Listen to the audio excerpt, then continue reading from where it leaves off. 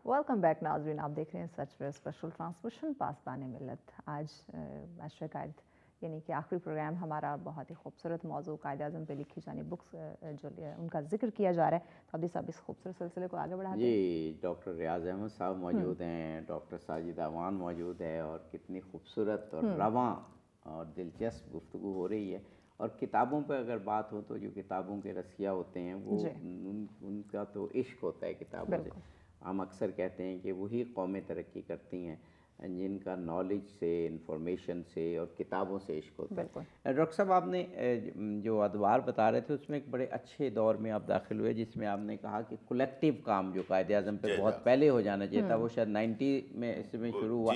और आप बता रहे थे दीगर ममालिक में एक टीम वर्क की रिवायत होती है जो बदकिस्मती से हमारे यहाँ तहकीकी कामों में शायद उस तरह से नहीं होता। बस ये एक प्रॉब्लम है। फिर भी बहरहाल हमारे कायदे से मोहब्बत के सिलसिले में मेरा तो काम है ही, मैं जो और लोगों को भी जिक्र ना करें तो ना जी बिल्कुल सही बात है कि इसमें जो सबसे ज़्यादा पायनियरिंग वर्क जो है वो सईद शरीफुद्दीन पिज़ा था। जी बहुत हो गए। जी जी पाकिस्तान की बहुत बड़े नामवर लॉयर और एडवोकेट जनरल अटॉर्नी जनरल रहे हैं।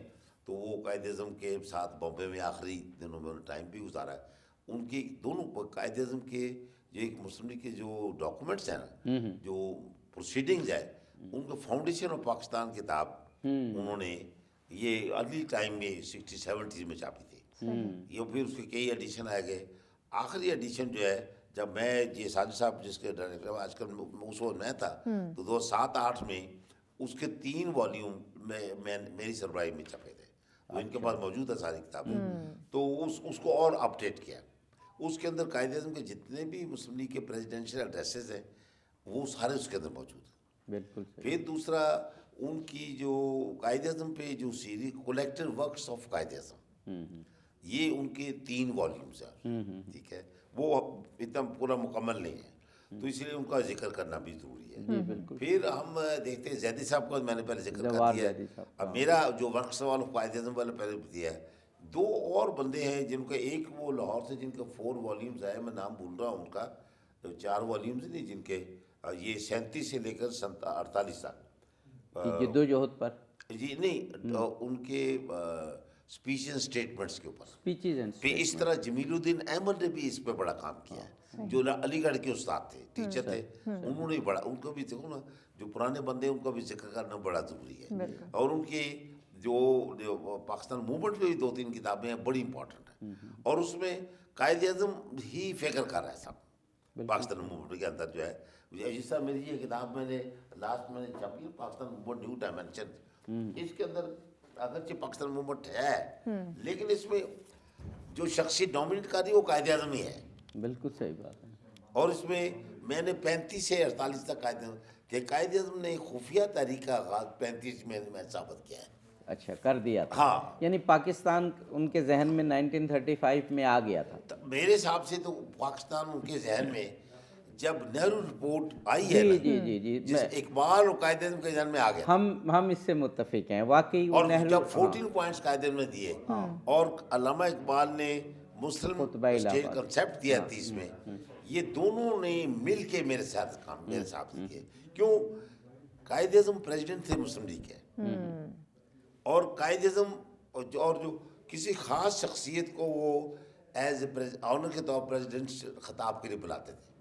तो कायद-ए-आज़म ने as president of Muslim League जो जनरल काउंसिल की मुस्लिम लीग काउंसिल का इजलास बुलाया, उसमें कायदे कहा कि अल्लामा इकबाल, ये मई 1930 की बात है जो उसके मैंने ओरिजिनल रिकॉर्ड देखा है, और दिसंबर में इलाहाबाद में सेशन होता है तो इकबाल उसको एड्रेस करते हैं और जो मुस्लिम स्टेट कंसेप्ट मार्वलस जो उनका एड्रेस है वो उसके अंदर मौजूद है। जी बिल्कुल सही, बिल्कुल। तो ये चीज़ें हैं जो कि बड़ी इंपॉर्टेंट है। जी बिल्कुल। डॉक्टर साहब, किताबों के हवाले से तज़किरा जारी रहेगा और उसको जो मुख्तलिफ पीरियड्स में जैसे डॉक्टर साहब बयान फरमा रहे हैं और डिफरेंट टॉपिक्स या जो रिसर्च ओरिएंटेशन है उसके हिसाब से, लेकिन दरमियान में हम कुछ दीगर क्वेश्चंस भी जो नौजवानों की दिलचस्पी के ख़ास तौर पे करते जाएंगे।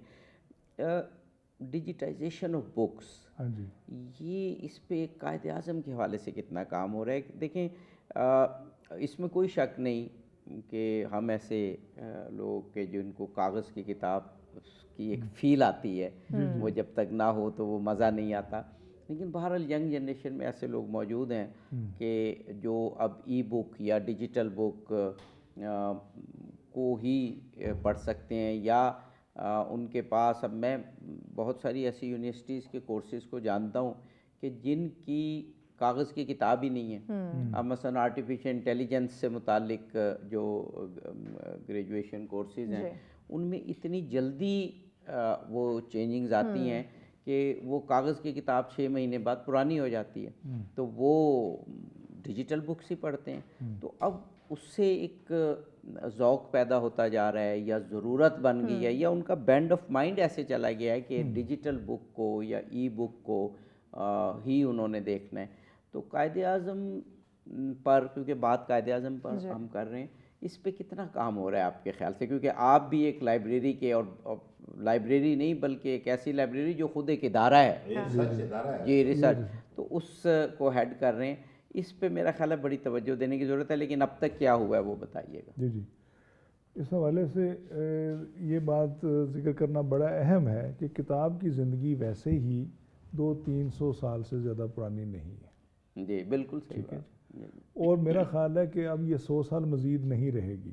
جی پرنٹڈ بک جو اس کا ایک اسٹرکچر ہے وہ پریس کے ساتھ ہی آئی تھی، پریس کے ساتھ ہی، بلکہ ڈاکٹر صاحب شاید اس سے بھی کم. جی. تو اب اس امر کی ضرورت تو ہے کہ نالج اب ڈیجیٹل فارم میں ہی اویلیبل ہوگا. پاکستان چونکہ آئی ٹی میں تھوڑا سا ریسٹ آف دا ورلڈ کی نسبت ذرا پیچھے ہے، اور روایتی انداز میں اسے ضروری پیچھے کہنا بھی نہیں. یہ رومانس ہمارا پرنٹڈ ہارڈ کاپی سے رومانس ہونا، رومانس بھی اس کی ایک وجہ ہے. لیکن اس کے باوجود ہماری جو ہے ادارہ، اس کی تو ساری لائبریری ڈیجیٹائز ہو گئی ہے. اچھا، آپ دنیا میں کہیں بھی بیٹھے ہماری کوئی کی بھی کتاب چیک کر سکتے ہیں کہ وہ اویلیبل ہے یا نہیں. یعنی اس کا ریفرنس یا یہ بکس موجود ہے، لیکن خود بکس جو ہیں، بکس بھی اس پہ بھی کام ہو رہا ہے، اس پہ بھی کام ہو رہا ہے. جی ہاں جی. اور وہ ایکسیس ہے سب کو؟ ایکسیس ہے، بالکل ہے سر. ہم جو ہماری اپنی جو 300 سے زیادہ پبلشڈ بکس ہیں وہ تو میکسیمم ہم نے اویلیبل کر دی ہیں آن لائن. آپ اسے آن لائن ہی خرید سکتے ہیں سافٹ فارم میں. آپ صرف ریڈیبل خریدنا چاہتے ہیں وہ ذرا سستی ہے. آپ ذرا پرنٹ کے لیے خریدنا چاہتے ہیں وہ تھوڑی سی مہنگی ہوگی. جو لوگ ہارڈ کاپی لینا چاہتے ہیں وہ پھر پرنٹ لے لیں اس کا. آرکائیو میں بھی، آرکائیو پاکستان کی بھی جو انڈیکس ہے وہ تو ڈیجیٹلائز ہوئی ہے. صحیح. وہ ہم یہاں پہ بیٹھ کے آرکائیو کا مٹیریل چیک کر سکتے ہیں اویلیبل ہے یا نہیں. بات رہی وہ جو آپ فرما رہے ہیں کہ کیا وہ سارا مٹیریل ہو گیا ہے، اس سے تھوڑا ٹائم لگے گا.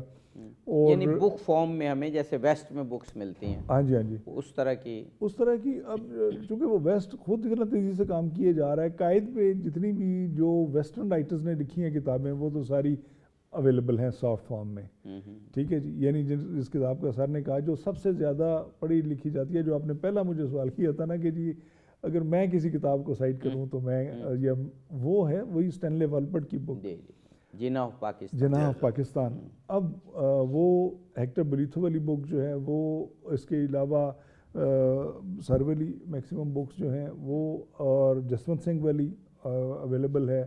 یہ نندا والی کتاب بک اویلیبل ہے، اور دتا والی کتاب. اچھا، یہ میری یہ خواہش ہے کہ ڈاکٹر صاحب کی کتابیں، شریف الدین پیرزادہ کی کتابیں، شریف المجاہد کی، کم از کم ان 3-4 رائٹرز کی کتابیں ڈیجیٹائز ہو جانی چاہیے. جی بالکل اویلیبل ہے، کافی اویلیبل ہے. یہ جو اسمبلی کی کاروائی ہے نا، ہاں جی، جو ہمارے پاکستان اسمبلی جس میں قائد میں اسپیچز ہے، Imperial national council Indian assembly یہ کاروائی وہ بھی اب انٹرنیٹ پہ ڈالنا شروع ہو گئی ہے. ساری اویلیبل ہے. اس میں قائد اعظم کی اسپیچ ہے. قائد اعظم اتنا بڑا لیڈر ہے، اس کی جو اسپیچز ہیں اسمبلی میں وہ تمام اس کے کنٹریبیوشن زیادہ ہے. وہ جو لیجسلیٹو اسمبلی کی آباد 1910 ٹو، یہ بھی لوگ کم جانتے ہیں کہ 10 سے لے کر 47 تک تقریباً مسلسل قائد اعظم لگاتار، اور بڑی بحث ہے اس میں، بڑی چیز ہے. کئی بل اب تو خاص طور پہ یہ جو 1913 میں इन्होंने जो मुसलमान वक्फ वैलिडेटिंग बिल पास किया है, जी जी जी, वो किसी प्राइवेट मेंबर का पहला बिल था 1913 में, जो मुसलमान वक्फ वैलिडेटिंग बिल था, और उनसे उसको कायदे ने मूव 1910 में किया। ये कमाल की बात है ना। और जो ही मेंबर ये बना है, उसने मुसलमानों का पॉइंट को व्यू को आगे बढ़ाया। कमाल उसकी ये है।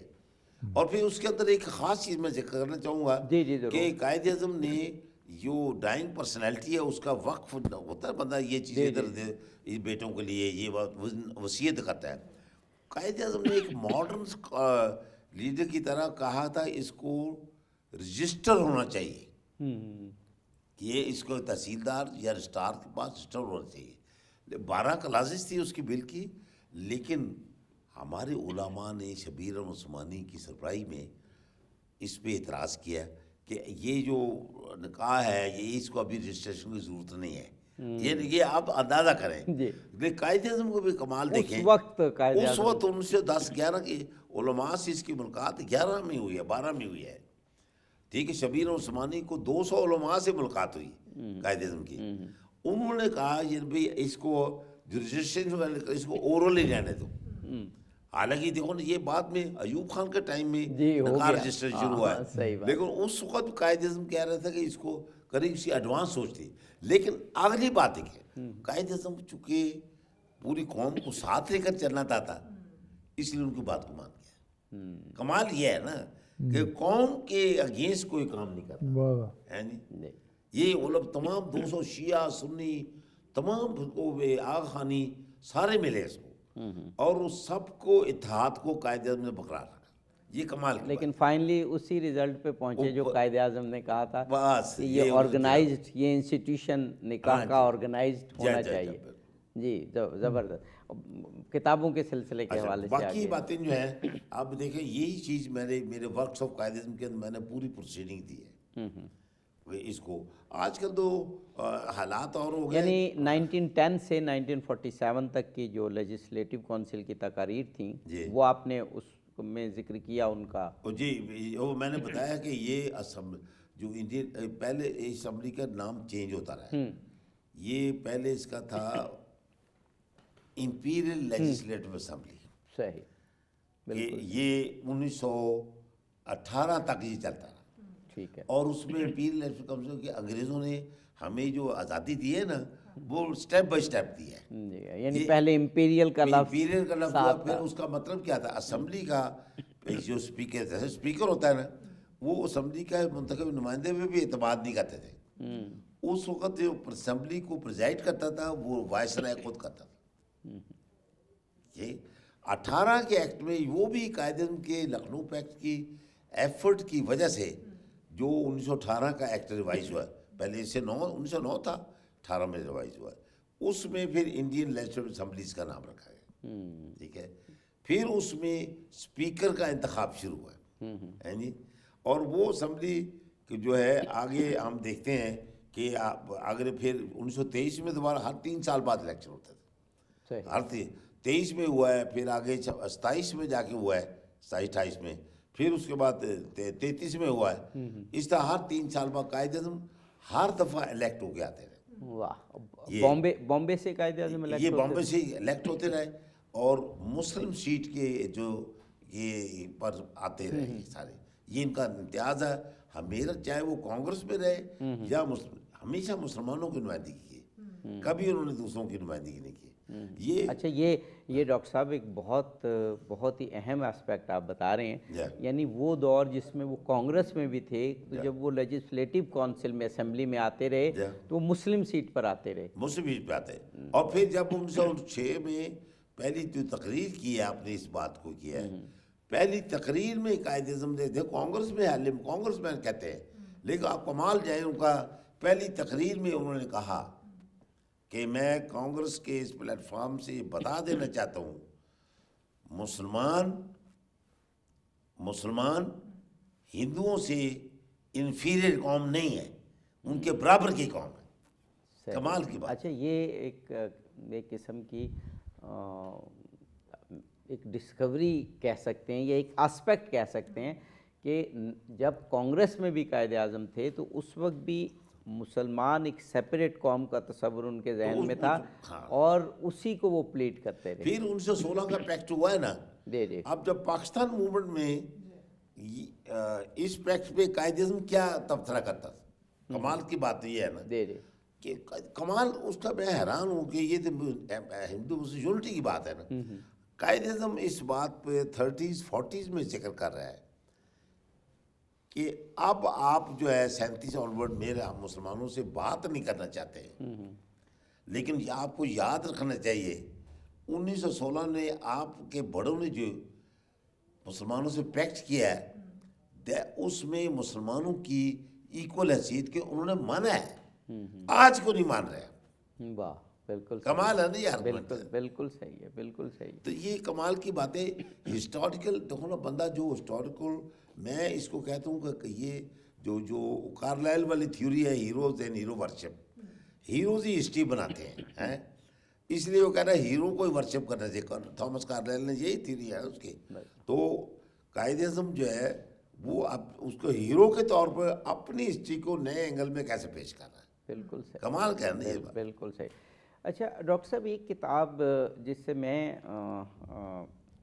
किसी हद तक मुतासिर हूँ, रईस अहमद नदवी की किताब कायदे-ए-आज़म और उनका अहद, उसमें उन्होंने एक ख़ास पर्सपेक्टिव से किताब लिखी कि कायदे-ए-आज़म के साथ बाज़ मजहबी हल्के ज़्यादती करते हैं। मैंने उस किताब के ग़ालिबन मुकदमे में भी है, और ऐसी बातें करते हैं कि शायद वो इस्लाम पे कारबंद नहीं है। फिर उन्होंने स्टेप बाय स्टेप और अलग अलग करके ऐसी चीज़ें बताई कि देखें ये एक ट्रू मुस्लिम की प्रैक्टिस है जो कायदे-ए-आज़म करते रहे।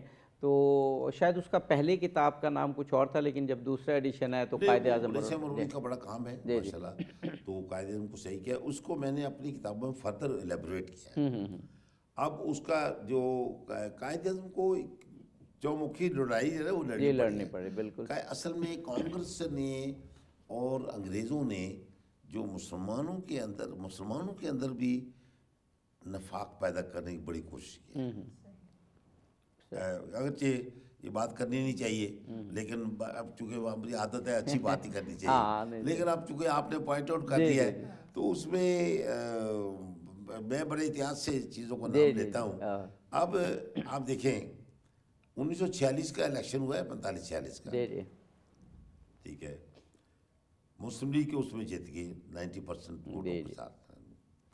इसमें इलेक्शन में कांग्रेस ने पूरा पैसा लगाया, इनके खिलाफ पार्टी खड़ी की, और कब से शुरू कांग्रेस ने पहले भी कर रही थी, जब 1940 का रेजोल्यूशन पेश किया ना 23 मार्च 1940, उसके बाद कांग्रेस ने इनके पैरेलल भी एक आज़ाद मुस्लिम लीग बनाने की कोशिश की है जी, सही। और लेकिन वो चल नहीं सके। सही बात है। कायदे-ए-आज़म का इतना इम्पैक्ट था, वो चल नहीं सकी। लेकिन कायदे-ए-आज़म का कमाल ये है, कायदे-ए-आज़म ने उनको भी बुरा नहीं कहा। कमाल, आज तो ज़रा खिलाफ होता तो हम गालियाँ निकालते हैं उसको कहा नहीं, ये हमारे भाइयों को इन्होंने गुमराह कर दिया है। हाँ ये ऐसा तो बिल्कुल बड़ी कमाल की बातें हैं कि बड़ी मोहब्बत प्यार से कि ये मिसगाइडेड है, मैं उम्मीद करता हूँ ये कल ठीक हो जाएंगे, हमारे साथ आ जाएंगे। बिल्कुल सही। तो ये कमाल की बातें हैं कि मुखालफत को भी एक लिमिट अंदर रखता है, और ये नहीं कहता कि उसको जान से मार दो, या ये कमाल। डॉक्टर साहब एक ब्रेक लेना है, ब्रेक के बाद यही गुफ्तगू जारी रखेंगे। और बस जाते जाते ये बात करूँ कि रईस अहमद नदवी की किताब की एक ख़ास बात है कि एक इस्लामी स्कॉलर, एक आलिम दीन ने कायदे-ए-आज़म पर किताब लिखी, एक आलिम दीन होते हुए। हमारे साथ होगा, मिलते हैं इस शॉर्ट ब्रेक के बाद। वेलकम बैक नाज़रीन, आप देख रहे हैं सच स्पेशल ट्रांसमिशन पासबान मिल्लत। अशरा कायद, आज हमारा आखिरी प्रोग्राम कायदे-ए-आज़म से मतलब बहुत ही खूबसूरत आज का टॉपिक है। कायदे-ए-आज़म पे लिखी जाने वाली जो बुक्स हैं उसका तज़किरा किया जा रहा है। मेहमान हमारे साथ मौजूद है, अभी साहब एक दफ़ा उनका तारुफ करवाइए। जी, प्रोफेसर डॉक्टर रियाज अहमद साहब, हमारे मुल्क की एक टॉवरिंग पर्सनैलिटी, तहरीक पाकिस्तान और कायदे-ए-आज़म पर एक अथॉरिटी, और खुशकिस्मती के हमारे साथ मौजूद हैं। प्रोग्राम किताबों पर तबसरा और ऐसी शख्सियत के जो ख़ुद कायदे-ए-आज़म पर तारीख़ी किताबों की लाजवाल किताबों की मुसन्निफ़, मौलिफ़, प्रोफेसर डॉक्टर साजिद अवान साहब हमारे मुल्क की एक मारूफ यूनिवर्सिटी में पढ़ाते भी हैं और उससे रिलेटेड एक इदारा, बल्कि एक इंडिपेंडेंट इदारा तारीख़ और पाकिस्तान के कल्चर से रिलेटेड उसको हेड भी करते हैं। दोनों शख्सियत का बेहद शुक्रिया। डॉक्टर साहब, वक्फे से कबल मैंने अपनी एक पसंदीदा किताब का जिक्र किया था, क्योंकि वो एक इस्लामिक स्कॉलर ने लिखी, और इस्लामिक स्कॉलर और ख़ास तौर पर उलमाए दीन ने कायदे आज़म पर बहुत ही कम लिखा, तो वो रईस अहमद जाफरी नदवी ने कायदे आज़म और उनका अहद पढ़ने की किताब है। वो एक और किताब जो मुझे अभी याद आ रही है, वो मैंने पढ़ी नहीं लेकिन मुझे अब उसका बहुत इश्तियाक है, वो इंतज़ार हुसैन ने कायदे आज़म के इब्तदाई अय्याम पे, तो जिसने पढ़ी उसने मुझे बताया कि बहुत ही शगुफ्ता और अदबी अंदाज में कायदे आज़म का जिक्र किया। अब ये भी कायदे आज़म के प्रोग्राम की बरकत है कि जिन किताबों का नहीं भी पता होता, तो जो लोग एक अदबी टच रखते हैं और वो शगुफ्ता तहरीरों को पढ़ने के आदी हैं, तो वो इंतज़ार हुसैन की, जो बहुत मशहूर अफसाना निगार थे, नावल भी उन्होंने लिखे, उनकी किताब है। और मेरा ख्याल है कि वो मेरे पास कुछ देर में पहुंचा चाहती है, तो मैं तो उसे शुरू कर दूंगा। तो वो भी आप एक और किताब का जिक्र कर रहे थे अभी वक्फे में, हमने कहा ना वक्फे में भी इस्तेफादा करते हैं, कायदे आज़म के इब्तदाई 30 साल। जी जी में किताब है जी जी, वो अर्ली बड़ी पायनियरिंग वर्क है। जी जी जी, वो सन 76 में आई थी। जी जी जी, तो जब सेंटरनी हमने बनाई ना, जी जी, सेंटरनी में बड़ी किताबें आई। मैं असल में जब आप उसका जिक्र कर रहे थे ना 1976 का, तो मैं चाह रहा था इस गुफ्तगू को आप थोड़ा सा ज़रा और तफसील से बताएं कि 1976 में 7 साला जश्न मनाया गया, तो क्या क्या हुआ, ख़ास तौर पर कौन कौन सी किताबें? मैं वो बात कर रहा हूँ कि इसके अंदर ये हुआ है कि मुल्क के अंदर कायदे-ए-आज़म की स्टडीज़ को जनरेट करने में, फर्दर उस पर जोर देने में इस कॉन्फ्रेंस ने बहुत हाल, जो 1976 में हुई, 76 में हुई, और पूरी दुनिया से स्कॉलर, दुनिया से 46 कंट्री से आए। तो कायदे-ए-आज़म का पहली कॉन्फ्रेंस इतनी बड़ी हुई है पाकिस्तान की हिस्ट्री, पाकिस्तान बनने के बाद। उसके बाद भी इतनी बड़ी कॉन्फ्रेंस नहीं हुई है, आप सब जानते हैं। तो ये बड़ा हमें उसका एजाज़ है कि मैं वहाँ वन ऑफ द होस्ट था उस वक्त। तो हमारे डॉक्टर दानी साहब, हमारे बहुत बड़ी पर्सनैलिटी है एम एच दानी। तो ये उन्होंने वहीदुज़्ज़मान साहब ने मिथ एंड रियलिटी कायदे-ए-आज़म की किताब पे जो इश्यूज़ बनते हैं, कई इश्यूज़ क्या है जिनकी मिथ्स बनी हुई हैं, उसका भी उन्होंने काफ़ी पॉइंट आउट किया है इसके अंदर। तो इस तरह के हमारे डॉक्टर रफ़ीक अफजल साहब हैं, उन्होंने भी उनमें 4-5 किताबें कायदे कंपाइल्ड वर्क भी किया है, और चीज़ें भी उन्होंने कलेक्ट की हैं। तो ये इस तरह के हमारे काफ़ी लोग हैं कि जिन्होंने इस पर काम किया है। हम तो चूँकि एक इनिशिएटिव का जिक्र करना मुश्किल होता है, इम्पोर्टेंट किताबों का जिक्र बंदा करता है, ज़ाहिर है सबका तो हो नहीं तो सकता, बड़ा मुश्किल है। जो ये किताबें कोई तकरीबन 200 के करीब किताबें जो नोन है ज़्यादा, वरना 200 से ज़्यादा ही हैं किताबें। तो कहने का मकसद ये है कि ये बड़ा अहम हमारा असासा है और बड़ा वैल्यूएबल असासा है इसमें। अगरचे जैसे साजिद साहब ने कहा कि इसमें मुख्तलिफ कैटेगरी के लोग हैं, हमारे पाकिस्तानी भी हैं, इंडियन भी हैं, दूसरे लोग भी हैं, तो इसमें बाज़ उनके इख्तलाफ भी रखते हैं। तो पाकिस्तान में सबको वेलकम करते हैं, कोई यहाँ को मार्शल लॉ नहीं है कि ये कोई किताब यहाँ कायदे-ए-आज़म के खिलाफ छाप नहीं सकती। तो ये चीज़ें हैं। और हम जिक्र कर रहे थे कायदे-ए-आज़म की लाइफ के अंदर जो टर्निंग पॉइंट्स आए ना, उसको मुख्तलिफ किताबों ने कैसे कवर किया। जी ज़रूर ज़रूर। एक तो 1920 तक का जो पीरियड है मैं बता रहे, तो लोग इसको अगला जो है मेरे हिसाब से 21 से 34 वाला पीरियड है, ठीक है, जो 30 में इंग्लैंड भी चले गए, तो वो लोग कहते फ्रस्ट्रेट होकर गया है। मैंने अपनी एक और किताब है मेरी इधर, तो वो ये है, ये कायदे में ये the formal freedom second phase of freedom 24 से 34 सही। इसका इसी लंदन में जो स्टे हुआ है उसमें ऊपर ही पूरा 2-3 चैप्टर है, और उसमें एक की चीज़ है कि उन्होंने कायदे-ए-आज़म का जो लीगल एस्पेक्ट है या वकालत का है वो काफ़ी इग्नोर रहा है। उस पर कुछ चंद किताबें हैं। सबसे पहली किताब लिखी थी एस.एम. जाफर साहब ने, कायदे-ए-आज़म एज़ ए लॉयर। सही। फिर ये इस पर मेरी किताब आई थी, 2 किताबें इस पे हैं। एक कायदे-ए-आज़म एज एन एडवोकेट किताब है, और एक किताब है कायदे-ए-आज़म एज ए मजिस्ट्रेट। वो भी वो दोनों बहुत अहम किताबें मैंने बताई थी पीछे में। तो उसके अंदर ये है कि एडवोकेट का तो मैंने मजिस्ट्रेट वाला तो बता दिया था, एडवोकेट का जिक्र नहीं किया था इतना ज़्यादा। एडवोकेट के अंदर मैंने उसमें कायदे-ए-आज़म के हिसाब से 6 केसेस मैंने लिए जो कायदे से मैंने प्लीट किए, अच्छा और केसेस का उस वक्त अखबारों में रिपोर्ट, मैंने अखबारों की जो कटिंग वो लेके ना, रिपोर्ट लेके वो उसके अंदर छापी, और देखिए उसमें कायदे आज़म ने, आप हैरान हो गए, खाली मुसलमानों के केस नहीं लड़े, हिंदुओं के और पारसियों के भी उन्होंने केसेस लड़े, बीजे तिलक का भी केस लड़ा है, ठीक है, बिल्कुल। और उसको 1916 में रिहाई भी दिलाई है। सही। ये मतलब उसका कमाल ये है, और उसने सबको साथ इंसाफ किया है, और उनको बीजे तिलक जो एक्सट्रीमिस्ट लीडर था, उसकी सपोर्ट अगर ना होती तो लखनऊ पैक्ट ना बनता। वो कांग्रेस का बहुत बड़ा स्टालवार्ड था, और कायदे-ए-आज़म का एहसान था उस पर कि ये 1916 में उसको आज़ादी दिलाई। तो ये इस तरह के काम का, फिर कायदे-ए-आज़म के अपने खिलाफ एक केस था। कायदे-ए-आज़म के जो 1916 में जी, जी। कायदे-ए-आज़म ने इंपीरियल नेशनल असेंबली का इलेक्शन लड़ा है, तो इनके मुखालिफ मौलवी बदरुद्दीन तैयब थे, नहीं मौलवी थे वो अपना तैयब नहीं, मैं अभी नाम भूल रहा हूँ जी, उनका, जी। रफ़ीउद्दीन, जी, जी। मौलवी रफ़ीउद्दीन थे। उन्होंने वाइसराय को खातिर का, जना ने पूना का एक बंदा है, उस वो सिलेक्टेड वोटर थे, जी, जी। उस बंदे को इन्होंने 500 रुपये वोट पैसे देके अच्छा वोट खरीदा है। अच्छा, उस बड़ी दिलचस्प बात है। जी, ये 1916 की बात है। जी, जी, जी। अब 500 रुपये 1916 के। हाँ जी, सही। तो वोटर ही थोड़े होते थे ना, तो जो मुसलमान मेरा वोटर ख्याल है सिर्फ वोट टैक्स पेयर वोट देते थे टैक्स कुछ। पेयर ही देते थे। हाँ हाँ हाँ हाँ, सही है। फिर वायसराय ने उसको इसको सुप्रीम कोर्ट होती नहीं थी, जी, जी। ये बॉम्बे से बिलोंग, बॉम्बे की हाई कोर्ट के चीफ जस्टिस को ये भेजा अच्छा। कि ये इसके बारे में बताओ मैं क्या करूं। आजकल तो सुप्रीम कोर्ट हर काम ले लेती है ना, उस दौर में सुप्रीम जो हाई कोर्ट के जजेस भी थे, वो समझते थे कि ये इंक्वायरी करना सुप्रीम कोर्ट का काम नहीं है, हाँ, या हाई कोर्ट का काम नहीं है।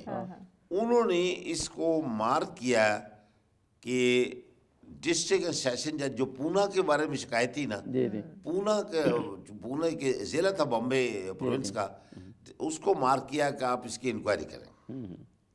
अच्छा। अब उसको, और उन्होंने चीफ जस्टिस को भी जना साहब को भी लिखा कि आप इस इंक्वायरी में हमारे साथ तावन करेंगे या नहीं करेंगे। ये देखो ना, जी, जी। है ना, जना साहब ने कहा मैं तावन करने को तैयार हूँ, provided the inquiry is not held in camera, मतलब खुफिया इंक्वायरी ना करें। जो उस वक्त तो इलेक्ट्रॉनिक नहीं था, हाँ, हाँ। ये जो प्रिंट हेल्ड मीडिया इन के कैमरा नुमाइंदे का मतलब है कि खुफिया ना करें। खुफिया ना करें, और जो अखबारी नुमाइंदे उनको एक्सेस थे, वो सारी अखबारी नुमाइंदे सुनते। ये 17 दिन ये कार्रवाई चलती लगातार। अच्छा, और ओपन थी वो? ओपन थी, और मैं ये अखबारों से उसके आर्गूमेंट मैंने इकट्ठे अरबी किताब में छापे हैं।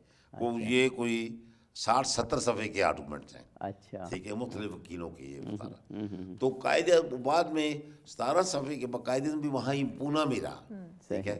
और वहाँ पर उसके बाद उसने लिख दिया जज ने कि कोई उसको मिला नहीं ना, तो लिख दिया जजमेंट इज रिजर्व्ड, जैसे आजकल होता है। अच्छा, अच्छा। तो कायदे-ए-आज़म ने हफ्ता इंतजार किया, उसने कहा आई एम ए, वायसराय को खत लिखा है, I am a public figure, मुझे बताया कि मैं क्रिमिनल हूँ या नहीं हूँ, ताकि मैं सीट छोड़ दूँ, किसी और को इलेक्शन लड़े। भाई बड़ा फेयर आदमी देखा है। जी, जी, जी। और वो उन्होंने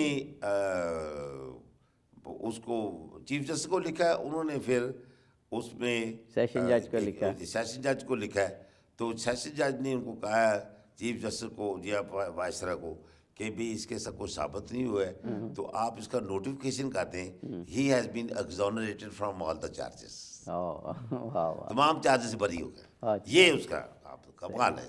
तो वो शख्सियत केसेस के हवाले से ये जो आपकी किताब है माशाल्लाह वो अहम किताब है। बस उसको और फिर उसमें मैंने एक और उसमें किया है कि जो कायदे-ए-आज़म के कितने केसेस उन्हें एज ए लॉयर, एक आम केस होते हैं, एक केस होते हैं जो चीफ जस्टिस सेलेक्ट करता है कि ये रिपोर्टेबल है, जैसे आजकल PLD है ना, पाकिस्तान लॉ रिपोर्टर, जो जजमेंट अहमियत का अमल उनको PLD में छपता है। बिल्कुल। उस वक्त चीफ जस्टिस फैसला करता था कि ये अहम केसेस हैं, ये इनको ILR इंडियन लॉ रिपोर्टर या ऑल इंडिया रिपोर्टर 2 छपते थे। जी, जी।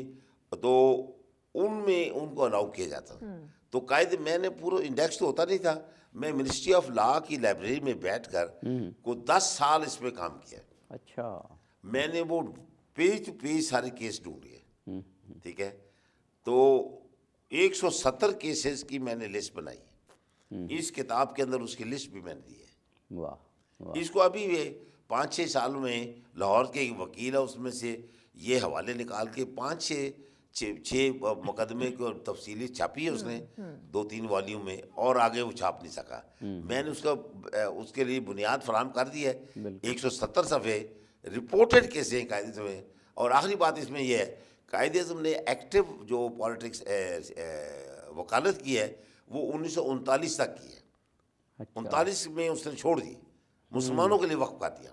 वाह वाह। और इतने बड़े वकील के जिनके पीछे ना मालूम कितने लोग होते होंगे कि ये केस लें। को मुसलमानों का फ्यूचर बड़ा खतरनाक मोड़ पे आ चुका है। अब मैं पूरा टाइम इस पे लगाऊंगा। और 1939 के बाद आपने कोई केस नहीं लड़ा।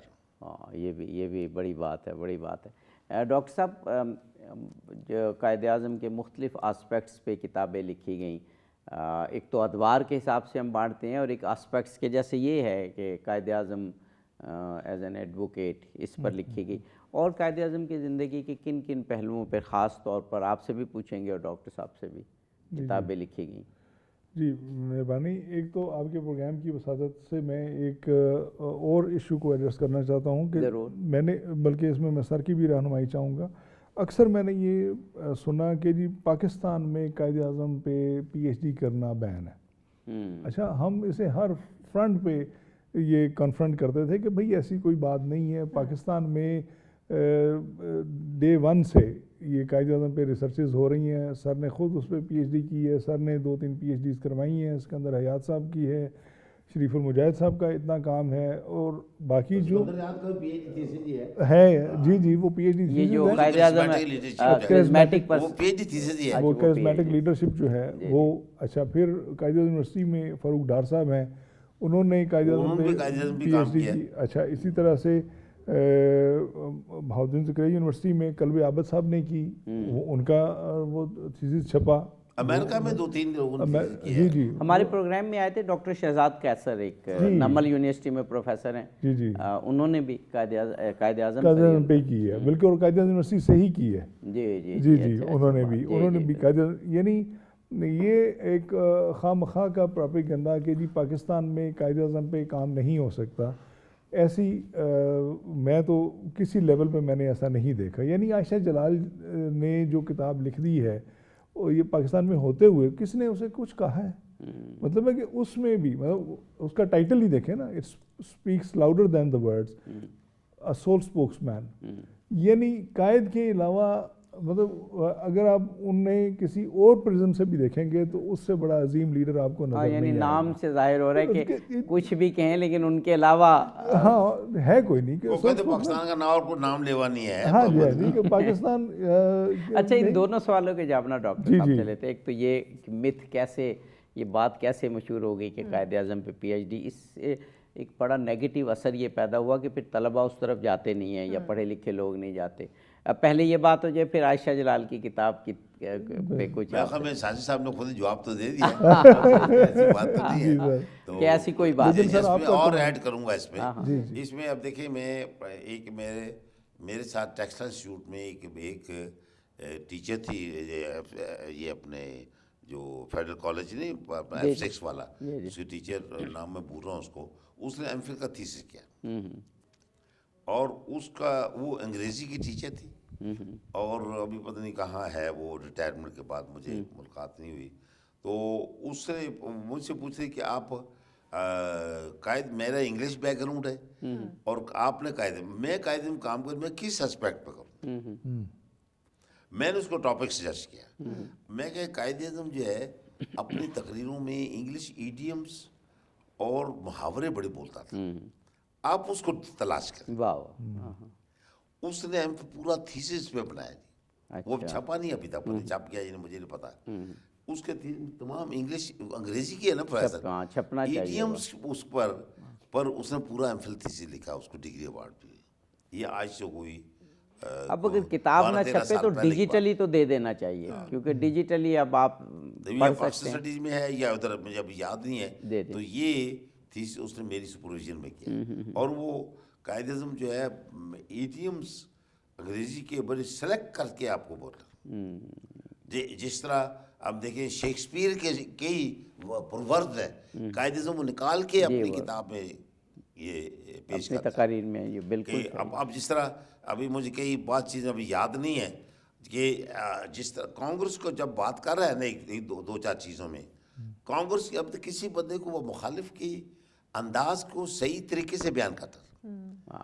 اب قائد کانگریس کو ایک جگہ پہ مجھے اب ایگزیکٹ یاد نہیں ہے، انہوں نے کہا کہ کانگریس جو ہے بلیم گیم میں بڑی مشہور ہے، اور محاورہ اس نے دیے، مجھے ورڈ نہیں اس کا، کہ جس طرح شتر مرغ جو ہے ریت کے اندر اپنی چونچ چھپا کر واویلا کرتا ہے کہ بارش آ رہی ہے، بارش آ رہی ہے، یہ مثالیں دیتے ہیں۔ اچھا اچھا، صحیح۔ کیسی کمال دی وہ یہ میں نے اپنے کئی پروگرامز میں یہ بات کہی کہ اگر آپ نے زبان و بیان سیکھنی ہے انگلش میں، مختصر الفاظ میں کس طرح سے اپنا مدعا بیان کرنا ہے، تو قائد اعظم کے لیٹرز اور قائد اعظم کی سپیچز وہ پڑھی جائیں، زبان و بیان بھی آئے گا، اور کیسے اپنا آرگومنٹ ڈیولپ کیا جاتا ہے وہ بھی آئے گا۔ ڈاکٹر صاحب یہ اس کے بارے میں یہ جو انگریزوں کی بھی تحریر میں پڑھے نا، جو اس کے بارے میں کومنٹس آتے ہیں، وائس رائس